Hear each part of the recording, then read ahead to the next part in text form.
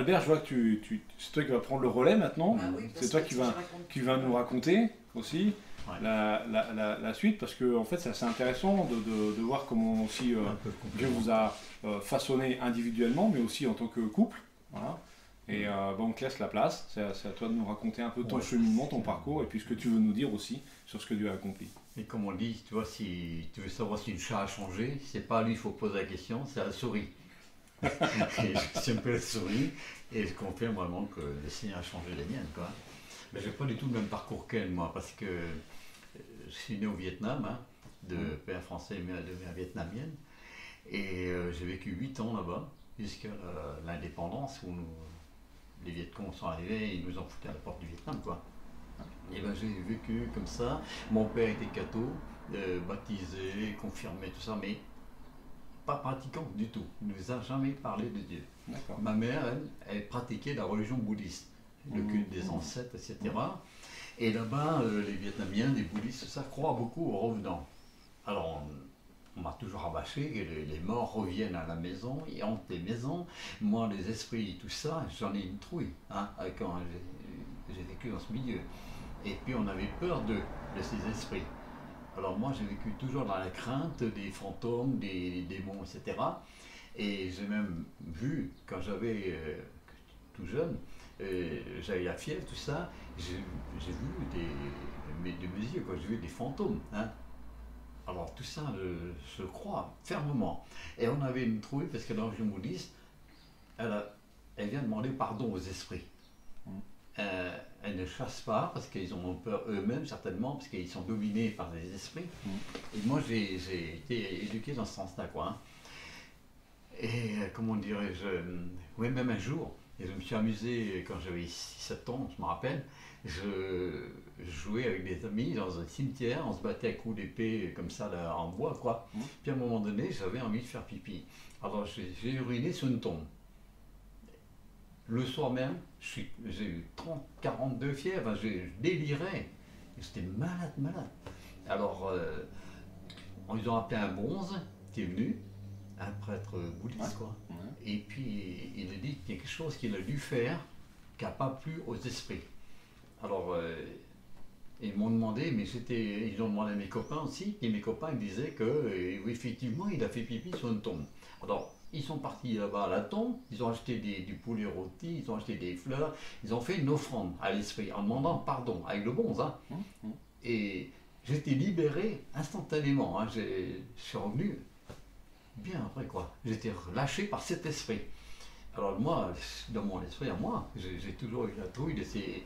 je ne veux pas les offenser, la crainte, absolument. Mais moi, je savais que Dieu existait quelque part, parce que des fois, je criais à lui, mais sans savoir qui c'est Jésus ou quoi que ce soit, on m'a pas parlé. Et bon, on est parti, après, on a été mis à la porte du Vietnam, on est venu en France. Et là-bas, en France, bon, bah, je ne sais pas pourquoi, j'avais 8 ans, oui, on a vécu au Vigan, là, vers l'Île-Jourdain, là-bas, au camp où on a été reçus là-bas. Et mon père devait retourner dans la police, mais il fallait qu'il fasse l'Algérie. Et il a dit, on arrive de France, tout ça, puis ma mère ne parlait pas français, nous non plus. Alors donc, qu'est-ce qu'on fait? Ben, il est resté là, il a trouvé un travail à Poitiers, quoi. Et moi, le curé du centre il voulait donner un Nouveau Testament. Mais je voulais ce Nouveau Testament, sans savoir qui est Jésus, je ne parlais pas français. Hein, je ne comprenais pas, parce que mon père parlait vietnamien avec ma mère, on parlait vietnamien.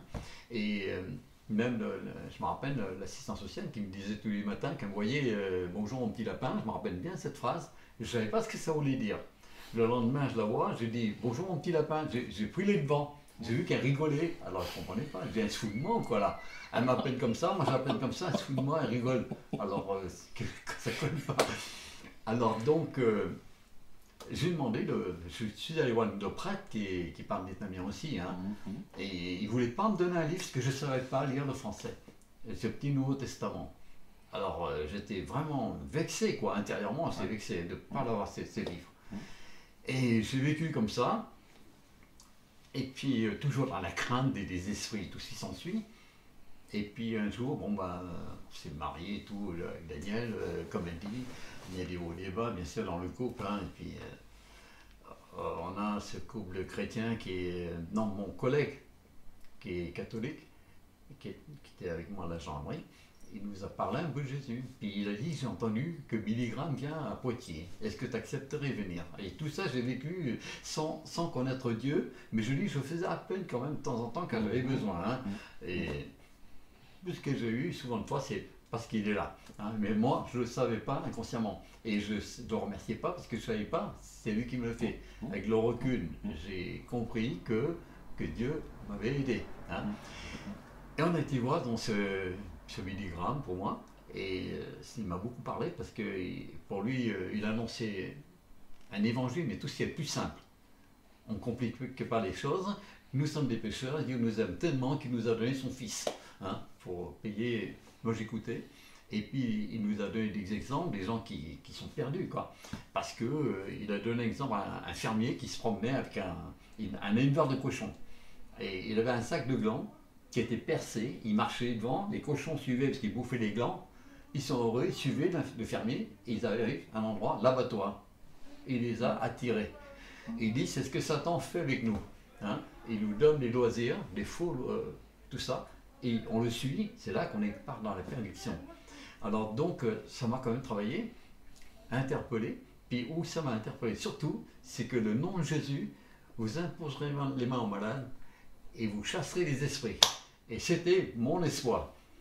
Je ne voyais pas beaucoup d'autre chose. J'ai entendu l'amour de Dieu. Mais moi, ce que je voulais, c'est une vengeance vis-à-vis de ces esprits qui m'ont fait peur. Ouais. Je dis, mais c'est pas croyable, quoi, en ce nom-là.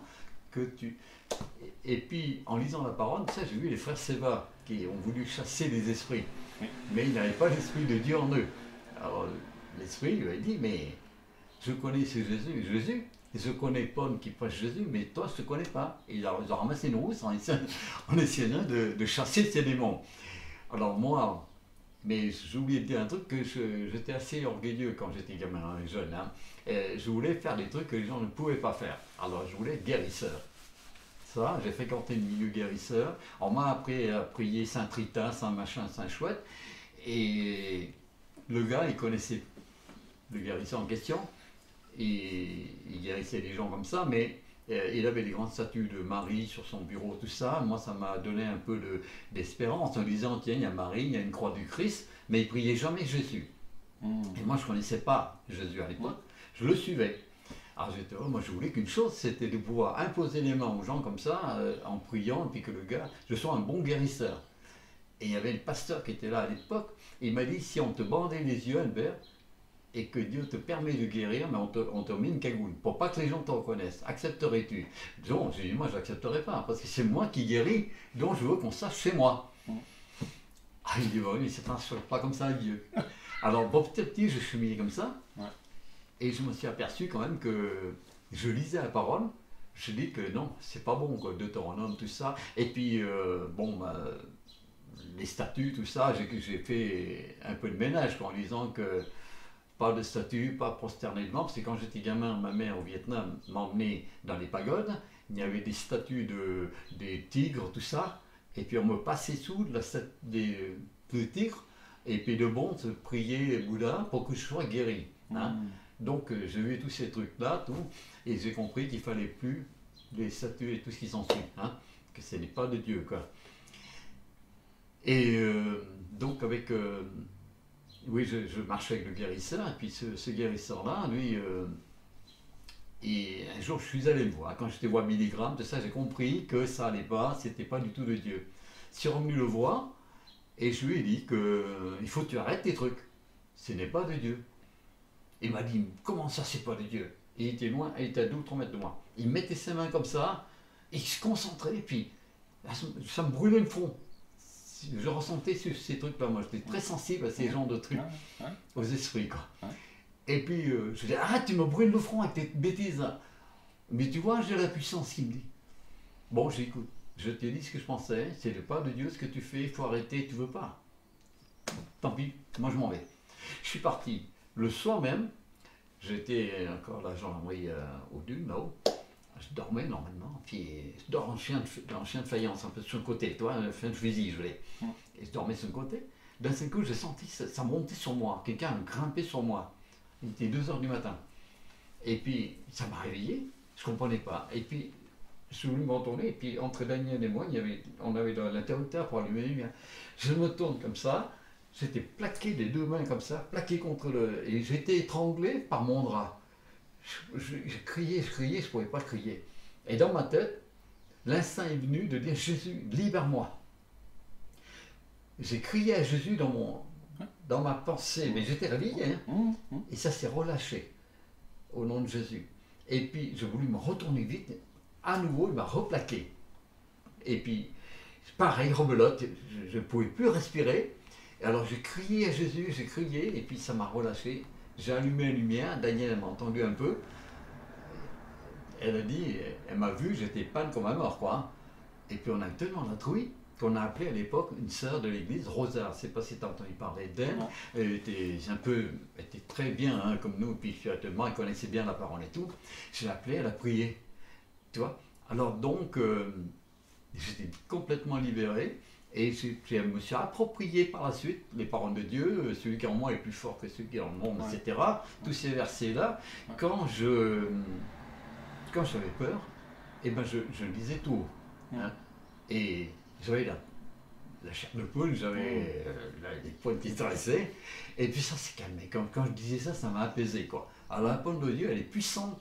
Quand on le confirme, on le confesse dans notre bouche, je me suis aperçu qu'il y a une puissance. Ouais.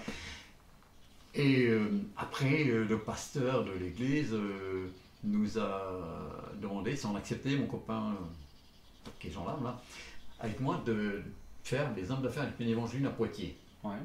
Alors on a accepté de prendre cette responsabilité, et on a eu pas mal de monde, tout. Puis ça m'a permis, moi, au nom du Christ, j'ai compris que j'avais, le baptême du Saint-Esprit. C'est pareil. Daniel a été baptisé d'Esprit. Au cours d'une réunion du plein évangile, ils ont prié, elle a prié en langue, après tout. J'ai dit, ma sœur. Je pense que j'étais baptisé de l'Esprit bien avant. Oui. Ah oui, et je disais que je vais la voir comme toi, tu vois. Comme ça. Alors je m'avançais, j'ai demandé la prière. Et puis, il me disait, essaye de louer le Seigneur un peu, tu vas voir si ça va venir, tu vas bafouiller un peu. Ouais. J'ai essayé, mais il n'y a rien qui me vient. À un moment donné, j'en avais marre, je parle en vietnamien. Le frère qui était là, il me dit, ah mais tu parles, ça y est, tu parles en langue. Bon, dans ma tête, je mens pas parce que je parle en langue, c'est vietnamien. Et puis, on avait des conventions après, des hommes d'affaires du plein évangile, c'était à Vichy, et je m'avance. À nouveau, quand ils demandaient ce qu'ils voulaient, prier en langue, etc., alors être baptisé de l'Esprit Saint, venez. Alors, moi, je m'avance, et on était 500 personnes. Hein. Ces frères qui m'ont vu, ils m'ont dit, mais toi, tu parles en langue, tu t'es baptisé dans l'Esprit, toi, déjà, Albert. Non, vous occupez pas de ça. Je m'avance, et puis il y a un gars qui vient, il me dit, moi, avec mon 1143, je vais te descendre, je sors de prison, moi, et je suis chrétien, et je vais flinguer un gendarme. Je suis content, par la puissance du Saint-Esprit. Alors là, il m'a imposé les mains, il a prié. D'un seul coup, je commence à sentir le fourmillement dans les mains, les pieds, partout. Ça commence à... puis d'un seul coup, je suis tombé. Mais alors, des fourmillements partout. Hein. Et puis, il m'a dit, souffle. Alors, je soufflais. Et puis, lui, il a compris. Il m'a dit, l'esprit de bouddhiste, tu sors de ce frein maintenant. Et puis, ça durait un bout de temps, parce que je sentais que je toussais, puis j'étais libéré totalement, et je suis revenu. Et puis je commence à, merci Seigneur, puis je commence à prier en langue. C'est venu tout seul, là je parlais ni en vietnamien ni rien, je ne comprenais rien. Et lui il a crié gloire à Dieu quand il me dit Seigneur est là, alors j'étais libéré en somme de cet esprit de bouddhisme.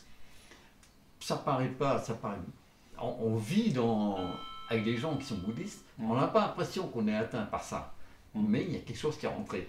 Et ces esprits que je craignais et tout, c'était eux qui me dominaient. Et j'avais cet esprit de bouddhiste en moi. Et que j'étais libéré. Et là, j'ai pleuré. Et j'ai prié en langue. Et après, j'ai marché ensuite avec le Seigneur. J'ai compris l'amour de Dieu vraiment pour moi. Hein. Et je faisais... Et puis souvent de fois, je me posais la question, mais est-ce que le Saint-Esprit est en moi? Et le pasteur m'a dit, va dans la rue, demander à quelqu'un si le Saint-Esprit est en lui. Et il va te dire, je m'en fous. Mais s'il n'est pas en toi, tu ne te poserais pas la question. C'est chercher, savoir. Tu vois? Alors, ça me rassure, puis je marchais comme ça. Et puis on a vu qu'avec Daniel, avec l'amour de Dieu, la grâce de Dieu, on est revenu vraiment plus unis qu'avant, etc. Hein, c'est sûr qu'on est plus fort par la grâce de Dieu, Ouais. ensemble, unis. Et Daniel a été libéré de son truc timidité, comme il disait, elle n'était plus elle-même, quoi. Hein. Et puis le soir même, je ne sais pas si elle l'a dit tout à l'heure, quand ils ont prié pour les hommes de la fin des premiers évangiles, le soir même, elle a trouvé le sommeil facilement. Elle était dans une paix. Elle lisait la parole, tout ça, elle comprenait. Et moi, c'est vrai que j'avançais plus doucement qu'elle. Mais c'est pas au plein évangile, ça, je reviens. Non, mais je parle du Seigneur. Alors, justement, c'est intéressant parce que Daniel, toi, tu as réagi en disant, mais moi, le Saint-Esprit, je l'avais avant. Ah bah, Donc, moi je pense que je l'ai eu. Ah ouais, elle a eu avant moi, En c'est sortant clair. de la maison du peuple, j'étais Ouais. déjà pas la même personne. Ouais. Et, Donc, Ouais. voilà. et puis j'étais assez orgueilleux toujours. Moi, je disais, je l'aurais aussi, peut-être avant toi. Tu vois, je faisais un concours comme ça, mais heureusement que Dieu aime l'humour, hein, il nous connaît. Hein. Ah oui, ça. Et il m'a fait grâce de plein de choses. Bon, ça Oui. fait que j'ai vu des choses extraordinaires avec Dieu hein, par la suite. Hein. Ouais. Mais moi, je voulais servir le Seigneur dans ce sens que je voulais pas voir les gens prisonniers de ces esprits-là. Mon but, c'était de les aider. Tu vois? Mais ce que je trouve beau dans ton témoignage, d'une certaine façon, je préfère, c'est que je pense que Dieu a même répondu au-delà de ta prière initiale, mes de ta espérances. demande initiale, tu vois. Oui, Parce que ta demande initiale, c'était d'être guérisseur, finalement. tu oui vois. voilà. Et finalement, ce que Jésus nous donne à nous tous, chrétiens, finalement, en proclamant le message de l'Évangile, en l'apportant à celles et ceux qui sont autour de nous, eh bien on leur apporte la délivrance, on leur apporte la paix, on leur apporte C'est vrai. l'espérance, on leur donne de donner du sens à leur vie, et on leur offre de donner du sens à leur vie. Et finalement, Dieu fait de nous des partenaires, finalement, on va dire, des partenaires d'action Ouais. pour l'avancement de son royaume. Et c'est bien plus vaste, en fait, que simplement être guérisseur. Ouais, oui. T'imagines? Mm. C'est finalement, toi, parce que je vous connais un peu, et tu as quand même ce cœur à vouloir communiquer l'évangile. Et finalement, en apportant l'évangile, en parlant aux autres, eh bien finalement, t'apportes cette délivrance, t'apportes cette paix, t'apportes cette bénédiction que Dieu peut donner dans une vie, que vous avez vécue, que d'autres ont vécu. Hein. Voilà, tout simplement. Et c'est là où je vois que Dieu va plus loin encore que nos désirs initiaux. Et je trouve ça extrêmement beau, finalement. Il veut, au travers de nous, donner la vie aux autres, quoi, Ouais. hein, se servir de nous. Clairement. Et moi, je sais que quand je demande des choses à Dieu, pour la gendarmerie, c'est pareil. Hein, je travaillais à la militaire avant, et mon rêve, c'était de faire un métier qui représente la loi, tu vois. Et puis, je voulais rentrer en gendarmerie, parce que mon père était policier et tout ça. Et je criais à Dieu tous les jours. Je tombais je fais mon concours d'entrée en gendarmerie. Il y avait des gens qui arrivaient, bac plus 2, plus 3, qui ont fait médecine, tout ça un peu, qui ont lâché pour aller en gendarmerie. Moi, je ne cache pas, j'ai mon certificat d'études primaires à l'époque et j'ai fait un CAP de mécanique générale. Hein. Et je tombais sur les mecs qui avaient des bacs et tout ça, je n'arriverai jamais. Et tu vois, la grâce de Dieu était là, j'étais pris, hein, et j'ai fait ma carrière, toute ma carrière, au même titre que tout le monde. Alors donc, je dis, si Dieu n'était pas là, qu'aurais-je fait hein? Et il m'a guéri pas mal de choses, tout ça, et puis voilà, tu vois, sa grâce est sur moi. Et surtout, ce qui nous a rassemblés, Daniel et moi, dans notre couple, quoi, tu vois, je crois qu'on a plus d'amour l'un pour l'autre, parce qu'avant, c'était un peu, tu vois, comme je dis, il y a des hauts et des bas, hein, dans la vie. C'est tout le monde On s'est connus comme très ça. jeunes aussi. Hein, On s'est connus à l'âge de 16 ans. Hein. Alors, donc, tu vois, je dis franchement, si on est ensemble aujourd'hui, vraiment, depuis notre conversion, quoi, toi, Dieu a rassemblé, recollé des choses que, voilà. Et là, je peux lui rendre grâce. Ouais. Super. Mais en tout cas, moi, je vous remercie pour vos deux témoignages de cheminement. C'est pas les mêmes témoignages, Non. mais qui montrent comment Dieu prend soin, comment Dieu vient finalement guérir nos peurs les plus profondes, nos blessures les plus profondes, vient réparer ces choses-là pour nous donner de vivre finalement une vie épanouissante en lui. En tout cas, merci beaucoup pour encore ce temps de témoignage, pour votre accueil encore aussi. Et puis, on aura l'occasion de vous entendre peut-être sur d'autres sujets si vous le désirez. Mais en tout cas, moi, je vous remercie au nom de l'Église. Et puis, simplement que Dieu continue à vous bénir comme il l'a fait jusqu'à aujourd'hui. Et moi, je suis heureux de votre présence dans notre communauté parce que vous avez aussi plein de choses encore à nous donner. Vous apportez déjà plein de choses. Il y a tellement de choses à dire. Et vous allez encore apporter plein de choses. Donc moi, simplement, au nom de l'Église, je vous remercie pour ce temps de partage et de communion. Merci. Merci beaucoup. Voilà, merci.